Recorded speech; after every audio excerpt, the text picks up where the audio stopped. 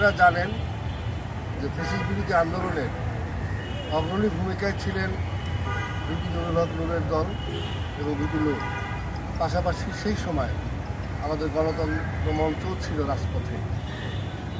সেই ফ্যাসিস্ট বিরোধী আন্দোলনের 24শে জুলাইয়ে যখন ভিপি গ্রেপ্তার হয়, সে কিন্তু জাতির উদ্দেশ্যে বলেছে সরকার 90% পড়ে গেছে, আর 10% আছে, আপনারা ধাক্কা দিন, আমি নাও থাকি। এই যে উৎসাহ মানুষকে, দেশবাসীকে আন্দোলন সংগ্রামকে গতিশীল করার জন্য ভিপি নূরের যে অবদান, আজকে যারা হামলা করেছে আমি মনে করি তারা সেই 24-এর পরাজিত শক্তি।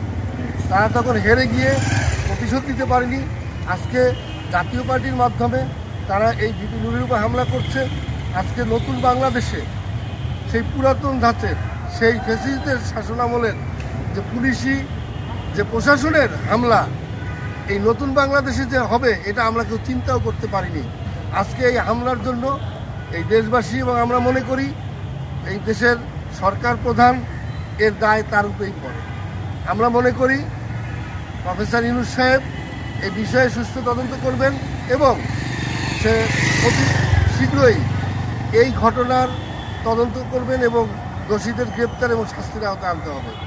আমরা মনে করি ভিপি নূরকে মারামারি আন্দোলন যারা করেছে, জুলাই যোদ্ধাদের এক এক করে তারা ধরবে, এই পরিকল্পনায় ফ্যাসিস্টরা আগাচ্ছে। আমরা চাই অতি সত্বর এইদেরকে চিহ্নিত করে জাতীয় পার্টি সহ আওয়ামী লীগের যতগুলো সহযোগী মাফিয়া দল ছিল, যারা আওয়ামী লীগকে ক্ষমতায় বসিয়ে রাখার জন্য সবসময় তাদের পাশে ছিল, সেই সকল দল নিষিদ্ধ করতে হবে।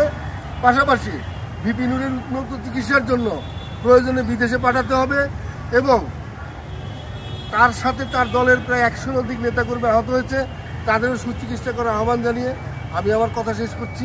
বিপ্লব দীর্ঘজীবী হোক, জয় হোক মেহনতি মানুষ।